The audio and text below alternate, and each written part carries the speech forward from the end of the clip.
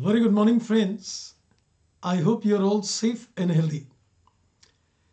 Well, I have been discussing some important paragraphs of Indus 1 with you in a couple of videos in the past. And I think the discussion of Indus 1 is incomplete unless we link it with Schedule 3 Division 2 as well. Now, in this video and at least in the coming one or two more videos, I'm going to discuss a few aspects of Schedule 3 Division 2 along with the concept of Indus 1. As we know that Indus 1 discusses about the formats of the financial statements, though it does not give you any concrete format in terms of financial statements, but at the same time, it does give you, you can say, a guidance in terms of the major items which are reflected in the financial statements. But when it comes to the formats of the financial statements, these are given in terms of Schedule 3 Division 2. So in this video, we're going to pick up a few extracts of Schedule 3 Division 2, and we're going to discuss this with reference to that when you make your financial statements as per Ind AS, then what are the key issues which we confront in making the financial statements? Let's find this out in detail in this video. CA final के लिए Unacademy पर न केवल आपको plus batches मिलते हैं, लेकिन इसके साथ साथ आपको आइकॉनिक बैचेस भी मिलते हैं। सर, ये आइकॉनिक और प्लस बैचेस के बीच में अंतर क्या है? अगर हम बात करते हैं आपसे आइकॉनिक बैचेस में, तो जो फीचर्स आपको प्लस बैचेस के अंदर मिलते हैं वही फीचर्स आपको इसके अंदर आइकॉनिक में भी मिलेंगे, लेकिन इनके अलावा आपको कुछ एडिशनल फीचर्स मिलेंगे और इन एडिशनल फीचर्स की लिस्ट बड़ी लंबी है, लेकिन आपको पहले इनमें से कुछ इंपॉर्टेंट फीचर्स आपको बताते हैं। नंबर 1, आपको इसके अंदर जितने भी सब्जेक्ट्स आपके उस सब्सक्रिप्शन में आते हैं, अगर मान लीजिए आप सीए फाइनल ग्रुप 1 लेते हैं तो उन सभी सब्जेक्ट्स की आपको प्रिंटेड बुक्स मिलेंगी। इसके अलावा इवेल्युएटेड टेस्ट सीरीज ली जाती हैं, जो मैं आपको भी बताऊंगा। 1:1 लाइव डाउट सॉल्विंग सेशंस आपके कंडक्ट होते हैं। 1:1 पर्सनल कोचिंग आपको मिल सकती है। इसमें वक्त वक्त पर इंडस्ट्री एक्सपर्ट सेशंस कंडक्ट किए जाते हैं और आप एक कम्युनिटी के साथ एक प्लेटफॉर्म पर जुड़ पाते हैं, दैट इज अ डिस्कॉर्ड। थोड़ा सा जानते हैं इन इवेल्युएटेड टेस्ट सीरीज और इस लाइव मेंटरिंग प्रोग्राम के बारे में। 1:1 लाइव मेंटरिंग आपको मिलती है, जिसके अंदर आप अपने कंसेप्ट्स, अपने डाउट्स क्लियर कर सकते हैं। एक कस्टमाइज्ड स्टडी प्लान आपको बना के दिया जाता है, जिसमें आपके साथ डेडिकेटेड मेंटर्स जुड़ते हैं। आर्टिकलशिप को लेके गाइडेंस, एक कंप्लीट आपके लिए पर्सनलाइज्ड एक्सपीरियंस इसके अंदर तैयार किया जाता है। टेस्ट सीरीज की बात करें तो नेचुरली एग्जाम से पहले आपको अपने प्रिपरेशन को टेस्ट भी करना चाहिए। तो एक स्ट्रक्चर्ड वे में 40, 80, 100% यानी कि 40% कोर्स कंप्लीशन पर एक टेस्ट कंडक्ट होता है और उसके बाद फिर 80% पर एक और टेस्ट कंडक्ट होता है और हर स्टेज पर आपको एक पर्सनलाइज्ड फीडबैक शेयर की जाती है, so that you can continuously improve. और 100% कोर्स कंप्लीट होने पे फिर एक फुल लेंथ टेस्ट होता है और each stage you are given a personalised feedback.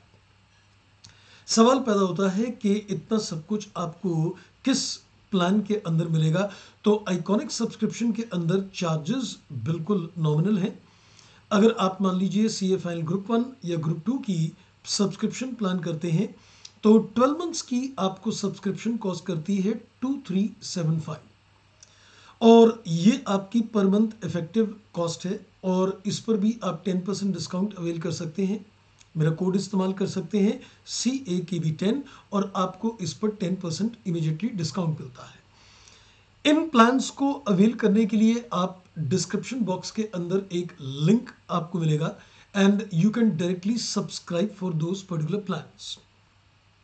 और अगर आप सीए फाइनल ग्रुप 1 और ग्रुप 2 के इसके अंदर प्लान करते हैं तो इसके अंदर आपको जो कॉम्बो ऑफर्स में प्लान मिलेंगे according to the number of months, 36 months, 24 months या 12 मंथ्स।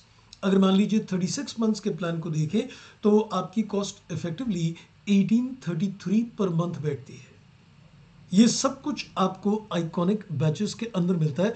और आज आपको एक और खबर बता दें, क्लासेस के अंदर आपको एक और बड़ी इंटरेस्टिंग चीज मिलती है, रेज अ हैंड। यानी कि आप अपने डाउट्स अब लाइव क्लास के अंदर आप माइक के द्वारा, यानी आपने अपने लैपटॉप के द्वारा आप डायरेक्टली एजुकेटर के साथ लिंक कर सकते हैं। You can directly talk to him just like you talk on a phone. तो ये एक फीचर जो काफ़ी देर से अनअकैडमी के अंदर अवेलेबल है, जहां पर आप अपनी क्वेरीज लाइव डिस्कस कर सकते हैं with the educators, and this happens in the live class. तो आपको अपने डाउट्स इमीडिएटली वहीं के वहीं क्लियर करने को मिलते हैं। तो भाई किस बात का इंतजार कर रहे हैं, आइए let's crack it. As you can see, I've taken an extract of the Schedule 3, that is the profit and loss statement.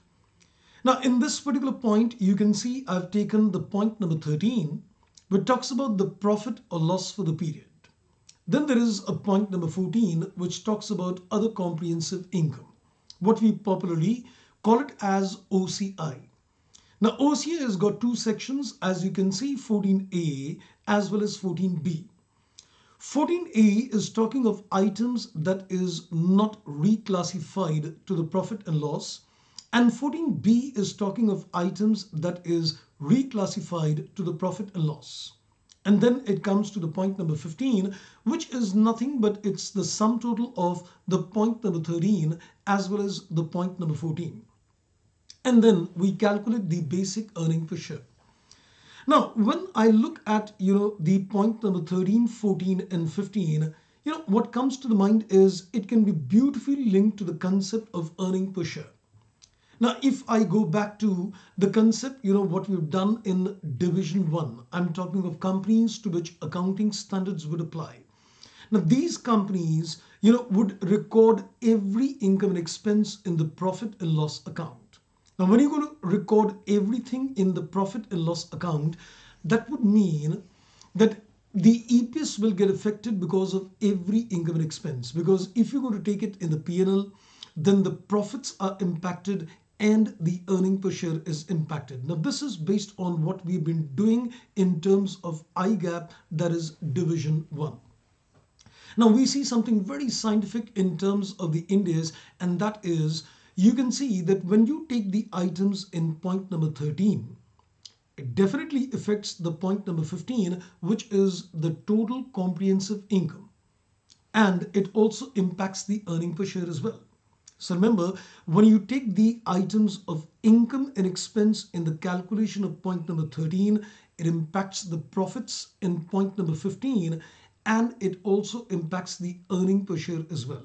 But interestingly, what is taken in point number 14 impacts the profits in point number 15, but it doesn't impact the earning per share.